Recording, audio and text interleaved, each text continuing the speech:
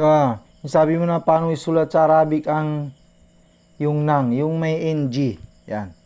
Halimbawa, isulat natin ay pangalan.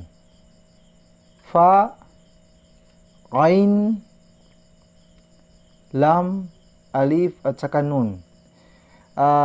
Itong Ain na yan ay lagyan mo ng tatlong tulok. Yan ay equivalent ng NG. Kaya pwede mo na mabasa na pangalan. Pwede naman ganito. Pwede rin ganito. Nun at saka Jim. Ito ay convert lang ito galing sa English din. Lam, Alif, yan. Pwede rin ganyan. Pero take note. Ito ay wala ito sa pinag-aralan sa madrasa, ha. Walang natuturo na ganito. Kasi walang salita ng Arabic na makagamit tayo ng NG.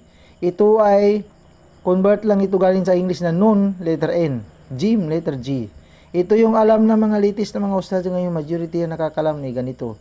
Pero yung ganito ay wala masyadong, bihira lang yung mga ustads ngayon ng mga latest na alam nila yung ganito kasi gamit ito ng mga matatandang maginanaw na gamit nila yung ganito.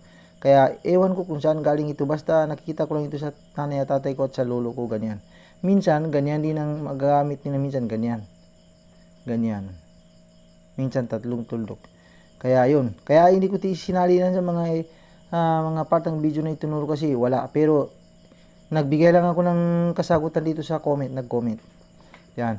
May kasama pa yan, halimbawa, yung mga magkakatunog ng mga sem, mga kem, na parang ganyan din, parang tawag na maliit. O pwede rin kaya parang 6 na lang. Halimbawa, sulat natin ay mechanism, mim, kaf, nun, sin, at saka mim. Mi, ka, ni, sem. Parang 6 yan, yung ganyan. Yan ay mechanism, magkakatunog ng sem. Yung mga matatanda kasi nakita ko kahit 6 lang isulat mo ganun, pwede rin maintindihan nila yan Kaya wala yan sa pinag-aralan sa madrasa, compose lang yan. Ito ay convert ito galing sa English. Pero yan, gamit ng mga tatanda, hindi ko alam kung paano nila, anong ginaya nila dyan Basta ganyan.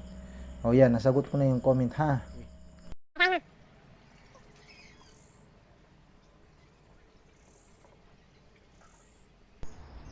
Paano basahin yan? Ilalis ka. Mataw ako matya. Mataw ako matya. Anong ibig sabihin yan? Mataw ako matya.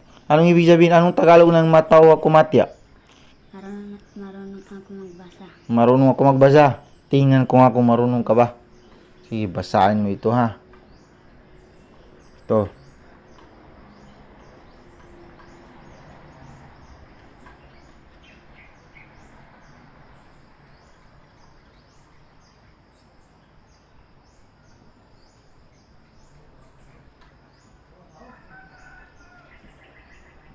Oh, basahin mo, lakasan mo.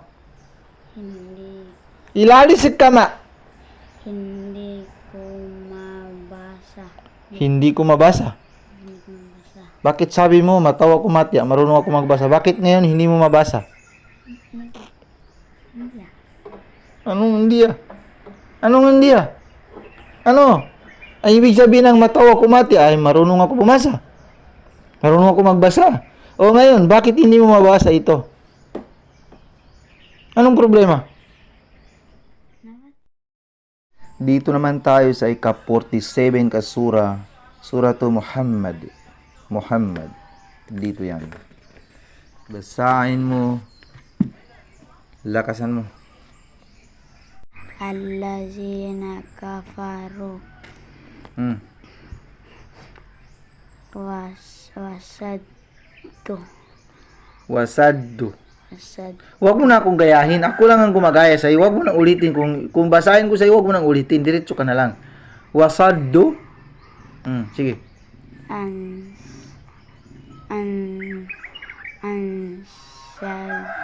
Ansabili. Diretsuin mo hanggang dyan sa red. Ansabilillah. Ansabilillah. Ajala lajalla. Bakit sabi mo na la? Bakit sabi mo na la? Lam ba yan? Lam ba yan? Nakita ng bulayat mo? Lam ba yan? Sabi mo na la. Ajalla a'malahum. Ayusin mo dito sa ain na patay. Adalla a'malahum. Ajalla a'malahum. Hindi yan zalla, ha? Hindi yan zalla. Yan ay dad. Adalla a'malahum. Adalla a'malahum. Hmm.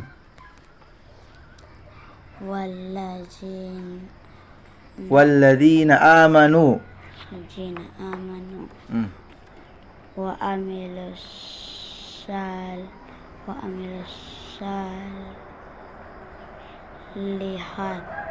Wa amilus salihat. wa amanu bima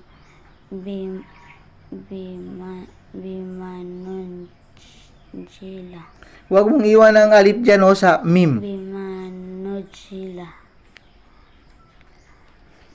alam Huwag mong sabihin na Allah. Hindi yan Allah. Kaya walang sadad dyan o. Sabihin mo na Allah. Wala ka nakikitang sadad dyan. Sabihin mo na Allah. ala Muhammad Hindi nga Allah. Yan ay Allah. May nakikita ka mga sadad dyan. Sabi mo na Allah. Sabi ko ayusin mo. Balik ka dito. Bumalik ka dito. Bumalik ka dito. Ilalis ang kakumbaman. wa amanu bima nujri la Ano? Nujri? Nujri ba yan? Nujri? Ulitin mo. wa amanu bima nujila ala Muhammad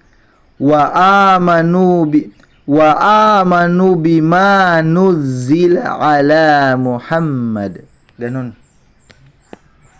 wa huwal haq Wa huwal haqqu mir rabbihim. Diretsuin na natin. Wa huwal haqqu mir rabbihim. kafara anhum